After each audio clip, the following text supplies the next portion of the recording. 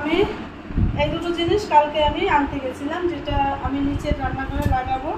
মানে এটা তো সবজি রাখার জন্য তোমরা সবাই জানো, তারপরেও বিভিন্ন রকমের ছিল, এর থেকে বড়ও ছিল আর এর থেকে একটা ছোট ছিল, সেটা আনিনি।